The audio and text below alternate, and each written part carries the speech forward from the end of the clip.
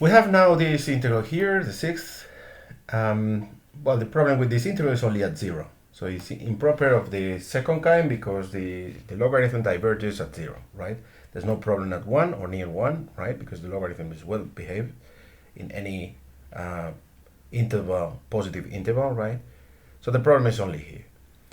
One thing we can do easily is, and that is the nice thing about integrals compared to series, is if we don't like logarithms or we don't have a good intuition about what logarithms, how logarithms behave or converge, etc., we can just change the variable.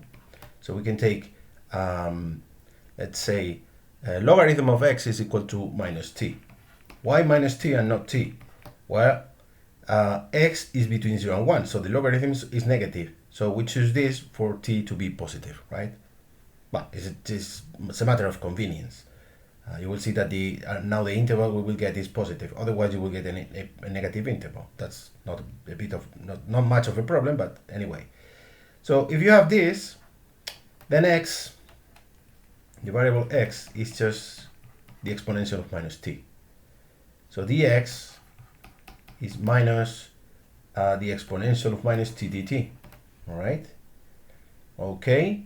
Now when x is 0, so the limit when x goes to 0, this logarithm here diverges to minus infinity, which means that t diverges to plus infinity.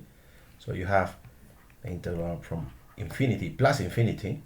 And when x is equal to 1, the logarithm of 1 is 0, so t is equal to 0. So you have 0 there. Okay. And then you have a minus, right?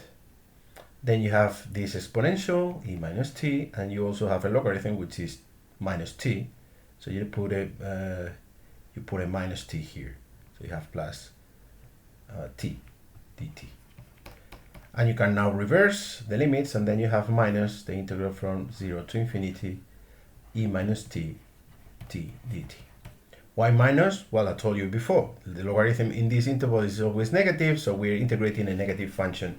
So it's clear that the result has to be negative. But now the integral we have to analyze here is an integral of a positive function, because the exponential times t is a positive function in this region here, and also is improper of the first kind, because now the problem is the infinity up here. There's no problem at 0, because what we have is a positive power of t here, so there's no problem of this sort. And we have already analyzed several times this integral here, actually with any power here, and the result is the same. This integral is convergent. So this integral here is convergent. It's converging to a negative value, but it's convergent anyway.